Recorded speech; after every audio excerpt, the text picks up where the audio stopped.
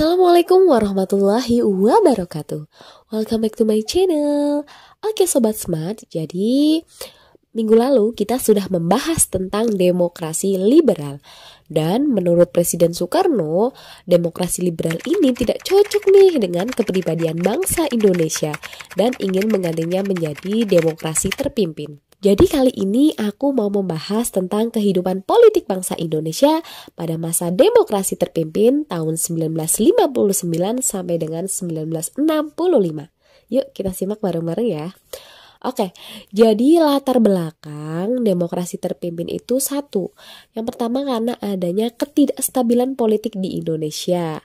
Jadi partai politik ini saling bersaing nih dan saling menjatuhkan. Karena mereka masing-masing lebih mementingkan kepentingan partainya nih daripada kepentingan bersama. Yang kedua karena gagalnya Dewan Konstituante membentuk undang-undang yang baru. Nah ini Dewan Konstituante ini kan merupakan hasil pemilu tahun 1955 ya.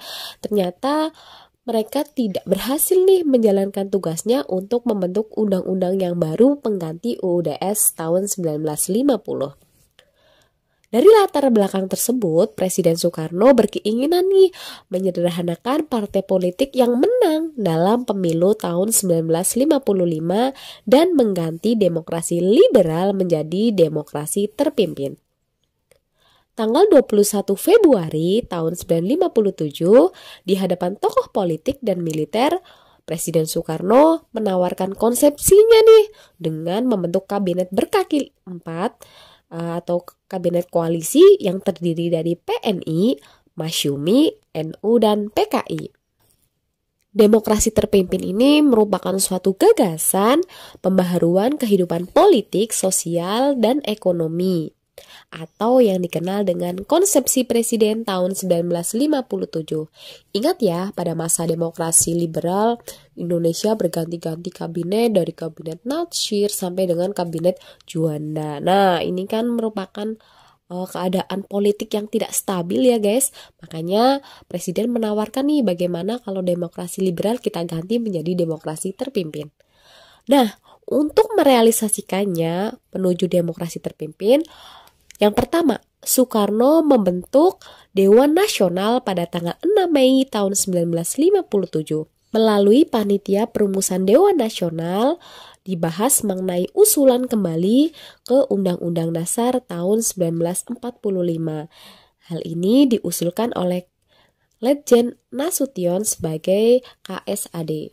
Atas usulan dari Letjen Nasution ini sebenarnya banyak nih pihak-pihak yang tidak menyetujui dengan kembalinya ke Undang-Undang 45. Tetapi akhirnya dengan musyawarah akhirnya Soekarno sepakat untuk kembali ke Undang-Undang Dasar tahun 1945. Kemudian yang kedua adalah Presiden Soekarno mengeluarkan surat keputusan tentang pelaksanaan demokrasi terpimpin untuk kembali ke Undang-Undang tahun 1945 yang kemudian disampaikan kepada anggota DPR yang berwenang menetapkan Undang-Undang Dasar. Kemudian tanggal 3 Juli tahun 1959, Presiden Soekarno mengadakan pertemuan dengan para pemangku kepentingan seperti Ketua DPR, pimpinan Menteri, Perdana Menteri, Dewan Nasional, dan pemangku kepentingan yang lain. Mereka mengadakan pertemuan untuk apa nih? Untuk mendiskusikan langkah apa sih yang seharusnya diambil bangsa Indonesia kedepannya mau bagaimana nih? Ya, akhirnya mereka sepakat untuk memberlakukan kembali Undang-Undang tahun 1945. Tanggal 5 Juli tahun 1959 pukul 17.00 waktu Indonesia Barat, Presiden mengumumkan dekret presiden yang memuat 3 hal nih. Nah, ini awal mulanya dari demokrasi terpimpin. Yang pertama, pembubaran Dewan Konstituante. Yang kedua, menetapkan Undang-Undang tahun 1945 dan tidak berlakunya kembali UUDS tahun 1950. Dan yang ketiga adalah pembentukan MPRS dan DPAS, Majelis Permusyawaratan Rakyat Sementara dan Dewan Pertimbangan Agung Sementara. Nah, dekret ini mendapat sambutan baik nih dari masyarakat Indonesia karena selama kurang lebih 10 tahun merasakan ketidakstabilan politik nih. Kehidupan sosialnya juga tidak stabil. Nah, dengan dikeluarkannya dekret presiden menjadi tanda berakhirnya masa demokrasi liberal dan menuju demokrasi terbaru yaitu demokrasi terpimpin. Lalu bagaimana sih kehidupan politik bangsa Indonesia setelah diterapkannya demokrasi terpimpin? Dalam peringatan HUT RI pada tanggal 17 Agustus tahun 1959, Soekarno berpidato nih dengan judul Penemuan Kembali Revolusi Kita. Dalam pidatonya, beliau menguraikan ideologi demokrasi terpimpin yang isinya mencakup revolusi, gotong royong, demokrasi, anti-imperialisme, dan kapitalisme, anti-demokrasi liberal, dan perubahan secara total. Nah, setelah Presiden Soekarno mengemukakan pidatonya itu, kemudian DPAS nih mengusulkan agar amanat Presiden tanggal 17 Agustus tahun 59 dijadikan GBHN. Apa itu GBHN? GBHN adalah garis-garis besar haluan negara. GBHN akhirnya disetujui oleh Presiden Soekarno dengan nama Manipol, yaitu Manifesto Politik Republik Indonesia. Nah, Manipol ini mencakup apa saja sih? 1. Undang-Undang Dasar tahun 1945. Yang kedua adalah Sosialisme Indonesia. Yang ketiga adalah Demokrasi Terpimpin. Yang keempat adalah Ekonomi Terpimpin. Dan yang terakhir adalah Kepribadian Indonesia.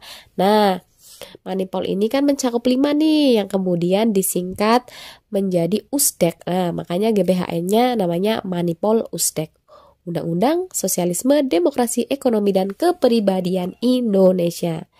Nah, tindakan-tindakan presiden dalam menegakkan demokrasi terpimpin yang pertama adalah membentuk lembaga baru yaitu namanya Front Nasional. Melalui penetapan Presiden nomor 13 tahun 1959 yang langsung diketuahi sendiri oleh Presiden Soekarno nih. Front Nasional tujuannya untuk apa sih? Untuk memperjuangkan cita-cita proklamasi dan cita-cita Undang-Undang Dasar tahun 45. Karena Presiden Soekarno ini merasa Indonesia belum sepenuhnya merdeka karena masih ada satu wilayah yang masih dalam cengkraman Belanda, yaitu wilayah Irian Barat. Yang kedua adalah melakukan regrouping kabinet nih berdasarkan ketetapan Presiden nomor 94 tahun 1962 tentang pengintegrasian lembaga-lembaga tinggi negara dengan eksekutif, yaitu ada MPR, DPRGR, DPA, MA. Lembaga ini langsung dipimpin oleh Presiden Soekarno nih. Tadi Front Nasional juga dipimpin Soekarno, kemudian regrouping ini juga dipimpin oleh Soekarno. Makanya dalam demokrasi terpimpin ini dikenal dengan yang namanya aktor tunggal ya, karena semua pimpinan pemerintahan itu dipimpin oleh Presiden Soekarno. Selain itu juga Presiden Soekarno membentuk lembaga baru namanya Musyawarah Pembantu Pimpinan Revolusi atau MPPR. Nah, ditetapkan melalui penetapan Presiden nomor 4 tahun 1962. Kekuatan politik antara tahun 1960 sampai dengan 1965 terpusat nih di tangan Presiden. Beliau menjadi aktor tunggal dalam pemerintahan Republik Indonesia. Tanggal 17 Agustus tahun 1961, Presiden Soekarno mengeluarkan Resopim nih. Apa itu Resopim? Revolusi Sosialisme Indonesia dan Pimpinan Nasional.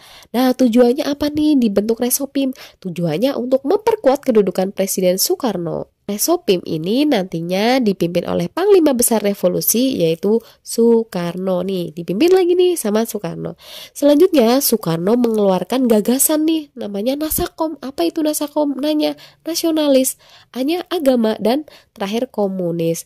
Gagasan Nasakom ini dimanfaatkan oleh PKI untuk mengatur atau memperkuat kedudukannya dalam percaturan politik di Indonesia. PKI berhasil meyakinkan nih kepada Presiden Soekarno bahwasanya PKI satu-satunya pendukung utama pemerintah Republik Indonesia.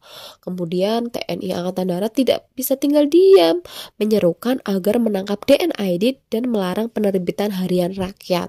Harian Rakyat ini adalah koran atau majalah yang dimiliki oleh PKI.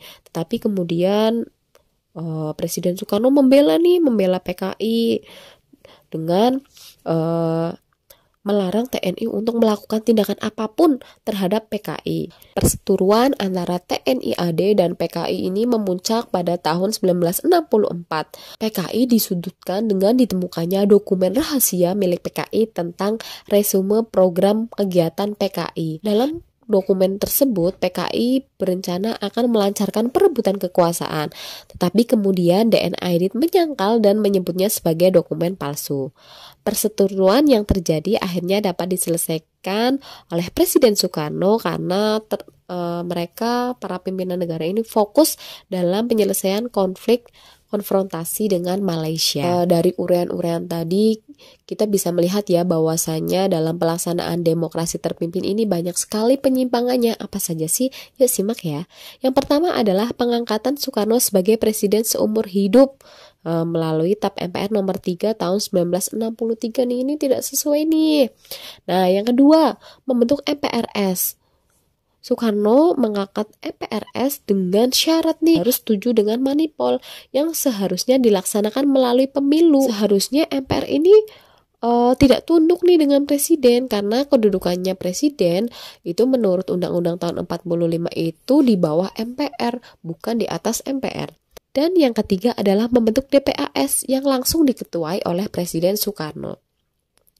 Yang keempat adalah pembubaran DPR hasil pemilu tahun 1955 karena DPR menolak RAPBN. Kemudian Presiden Soekarno membubarkan nih DPR hasil pemilu dan diganti menjadi DPR GR. GR-nya ini adalah gotong royong ya. Oke, tindakan ini kemudian sangat bertentangan nih dengan Undang-Undang tahun 45. Presiden Soekarno tidak dapat membubarkan dan membentuk DPR. Karena DPR ini harusnya dipilih juga melalui pemilu. Oke. Penerapan demokrasi terpimpin yang awalnya ingin menciptakan kehidupan yang lebih baik berdasarkan pada permusyawaratan dan perwakilan justru menjadi presiden yang berkuasa nih, menjadi aktor tunggal. Nah, kalian bisa mengambil hikmahnya ya. Apa sih kelebihan dan kekurangan dari demokrasi terpimpin? Oke, pembahasan mengenai demokrasi terpimpin ini sudah selesai. Nanti di video selanjutnya kita akan bahas mengenai politik luar negeri pada masa demokrasi terpimpin, yaitu konfrontasi ya, konflik dengan Malaysia dan pembebasan Irian Barat. Sekian, terima kasih. Wassalamualaikum warahmatullahi wabarakatuh.